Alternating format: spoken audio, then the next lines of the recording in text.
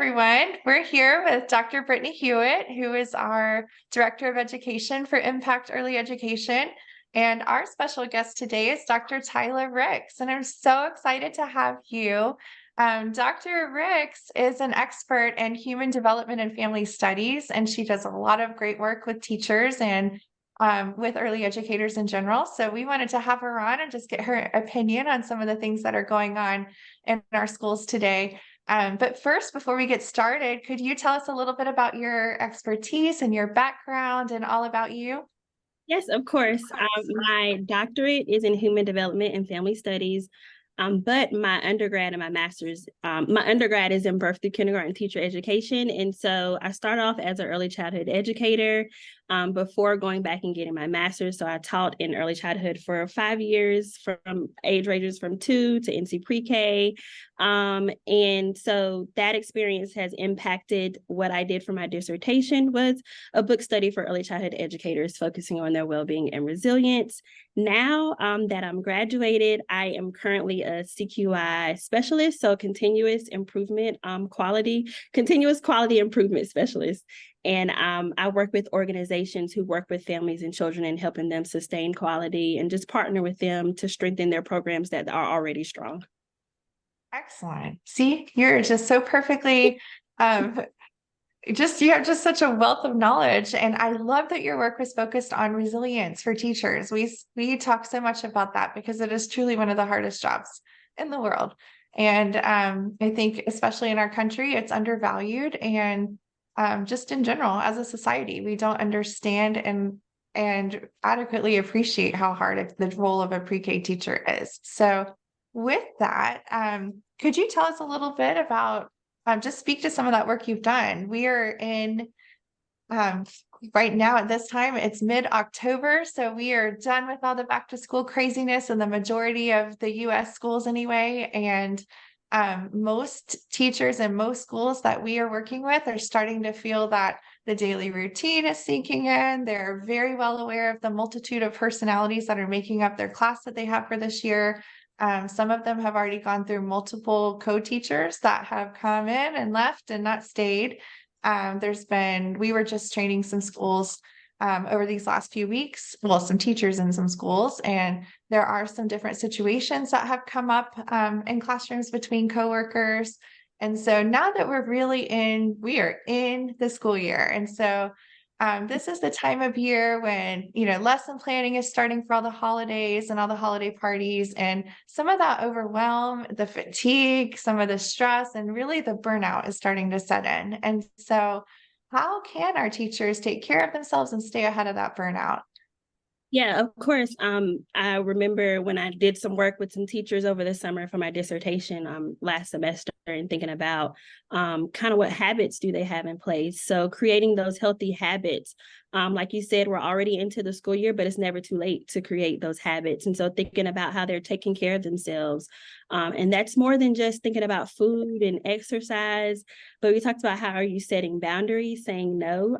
That can be a tough thing, especially when you're thinking about authority and power.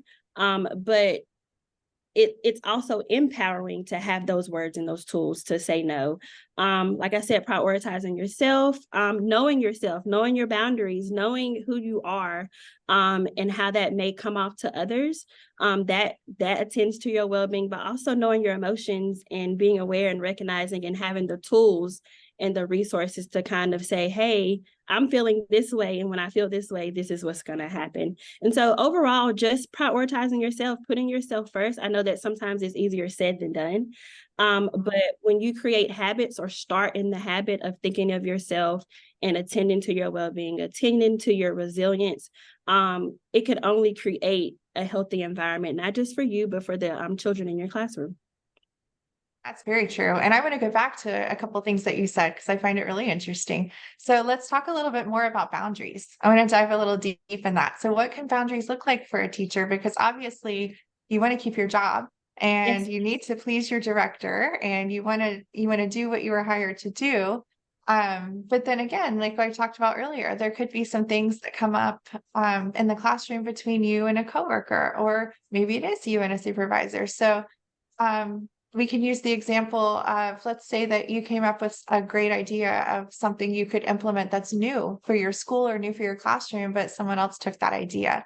Or maybe the person that you're working with in your classroom just speaks to you and there's a lack of connection there and it seems kind of rude, or maybe there's some things that just really hurt your feelings. You don't feel respected. So what would that look like when you talk about boundaries, and how do you, it's uncomfortable. None of us I don't know many people who like confrontation, and we want to keep the peace. And so what does that look like?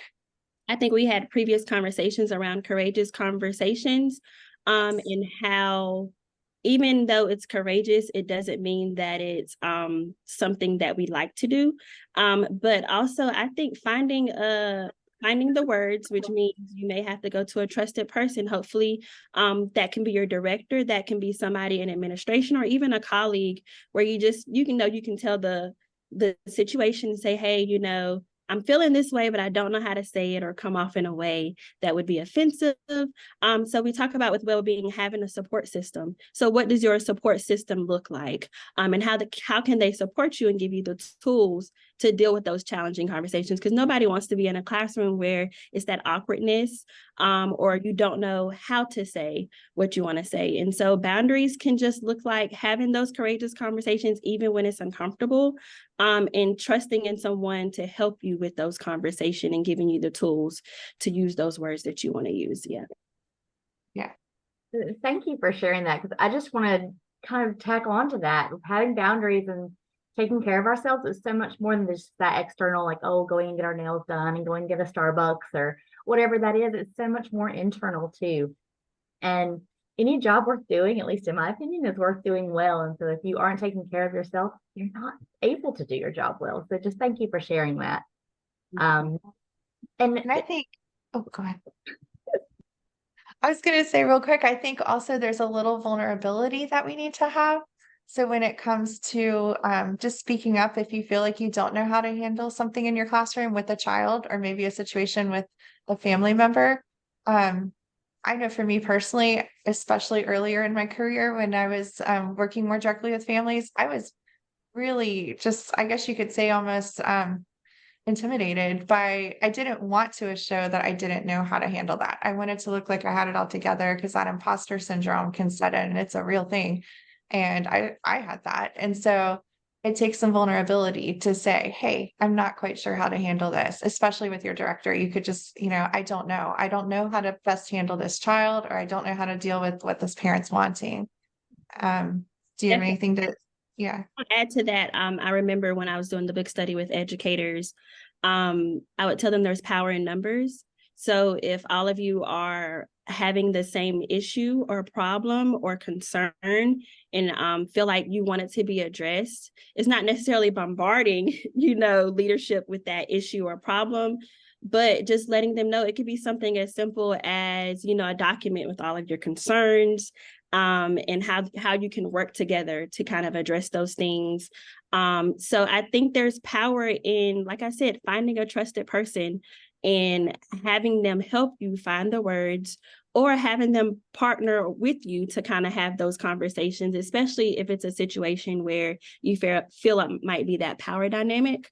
But ultimately, we think about how can that work environment, that culture be created within programs so that educators do feel comfortable enough. And that goes into way deeper, that other piece of well-being as well. That's wonderful, Dr. Tyla. So let me ask, you bring up a great point about not bombarding the directors and making sure that we're building that culture. So how can directors intentionally embed these practices into what they're doing in their daily operations to make sure they're building that culture for their teachers? Definitely. I think all too often too, we don't include directors into that conversation of attending to well-being, because in order for them to attend to their staff's or their teachers' well-being, they have to be taking care of themselves.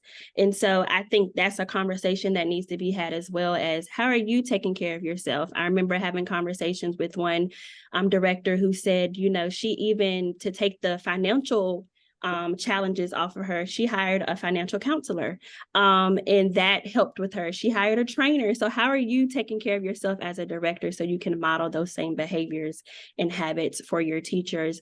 Also, how are you creating an environment that attends to well-being, not just once every while, because we hear about these topics and it's like a one-off, but think about how can this happen every day? How are you allowing autonomy in the classroom for teachers? How are you asking for staff feedback on ways to increase their well-being? What are different things, different strategies they can use? How are you having professional development around well-being and resilience? Yes. We would like to help with that.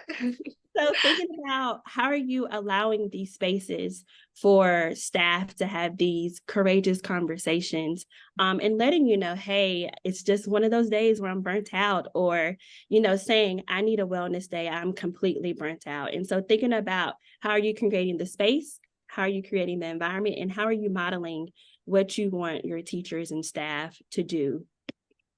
Right. And so I have something I would like to add to that I struggled with myself when I was operating schools in that director role. It was very hard. I guess I could say I shied away from hearing the negative feedback because probably fear. You don't want to hear that. You don't want to know that you're pouring your heart and soul. Most directors and owners are putting everything they have into the school, into their team.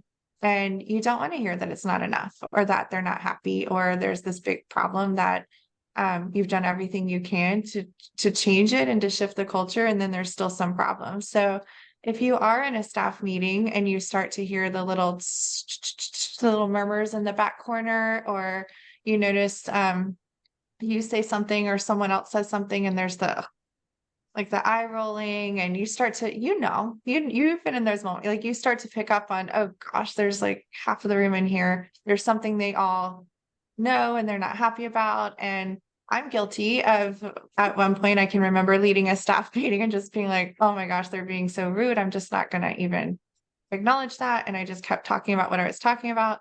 But in the back of my head, it's like, what was that? Like, what were they?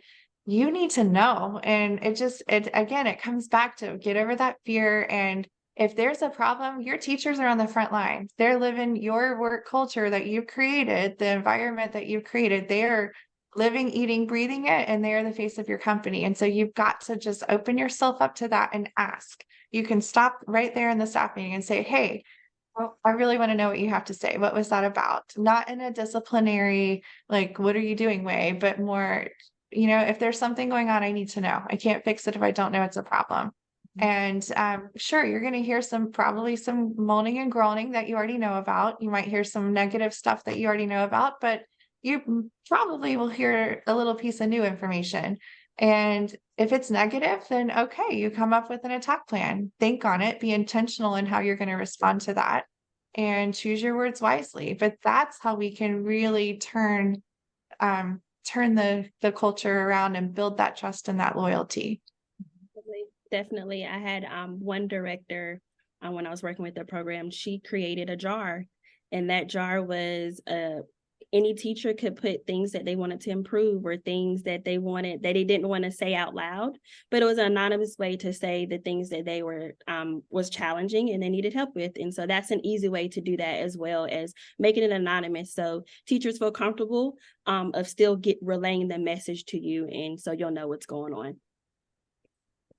Thank you so much, Dr. Ricks, for just sharing your insight with us, and letting us know what the work you've done and how that's improving in the continuous quality improvement for early childhood educators.